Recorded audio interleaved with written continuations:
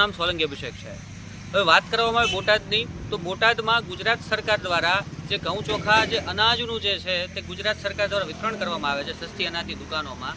તે સસ્તી અનાજોની દુકાનોવાળા બોટાદના રાશન કાર્ડ ધારકોને એ અનાજનો જથ્થો આપે છે।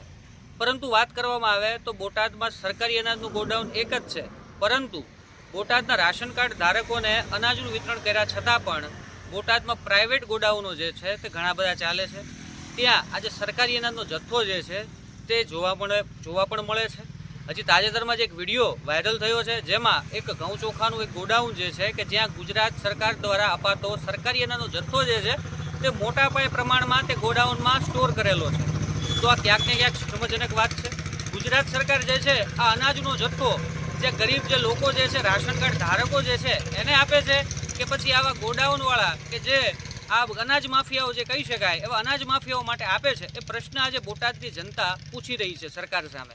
અને સરકાર જે મોટી મોટી વાતો કરે છે કે અમે આટલા લાખ લોકોને અથવા આટલા કરોડ લોકોને અમે આજે સસ્તી અનાજ જે છે અમે પૂરું પાડીએ છીએ, તો ક્યાંક ને ક્યાંક પ્રશ્ન ઊભો થયો છે બોટાદની અંદર। કારણ કે બોટાદમાં જે ગોડાઉનો જે ચાલે છે ત્યાં ખૂબ મોટા પાયે આ અનાજનું સ્ટોર કરવામાં આવે છે અને અનાજનો જથ્થો તે અમદાવાદમાં કે બીજા જિલ્લાઓમાં મોકલીને એ ફરી પાછો એ જથ્થો જે છે એ કાળાબજારી તરીકે માર્કેટમાં જ આવતો જોવા મળે છે। તો વહેલી તકે સરકારે આમાં કડક પગલાં ભરવા જોઈએ। તંત્રએ આજે સ્ટોર કરેલો અનાજનો જથ્થો જે છે તેને રિકવર કરવો જોઈએ અને સરકારે પણ આમાં એક્શન લેવું જોઈએ કે રાશન કાર્ડ ધારકોને અનાજનો જથ્થો ગણીને મોકલવા છતાં પણ આટલો જથ્થો આવા અનાજ માફિયાઓ પાસે કઈ રીતે પહોંચે છે।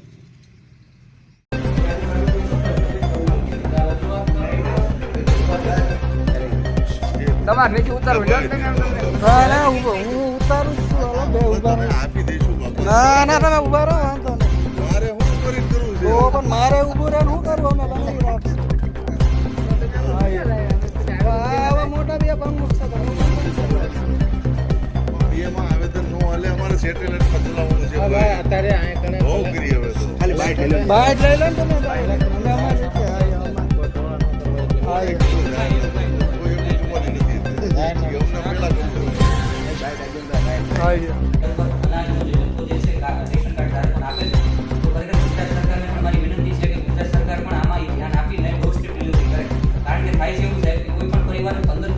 રીતે પરિવારની જે છે ક્ષમતા 10 કિલો અનાજની છે, સાહેબ 5 કિલો અનાજ પાછું વેચી દે છે, તો સરકાર ઊંચા ભાવે અનાજની ખરીદી કરીને આ ગરીબ લોકોને મધ્યમ વર્ગના લોકોની આપે છે, પછી પાછું અનાજ જે છે વેચીને પાછું માર્કેટમાં ફરી કરીને પાછું આવે। તેની સરકાર બેટર ઓપ્શન એ છે કે સરકારે આમાં કડક થઈને નિર્ણય કરવો જોઈએ કે ખરેખર જે પરિવારે જેટલી ક્ષમતા છે અનાજ એટલું જ અનાજ આપવું જોઈએ, જેથી કરીને વચ્ચેના કોઈ લોકો આનો લાભ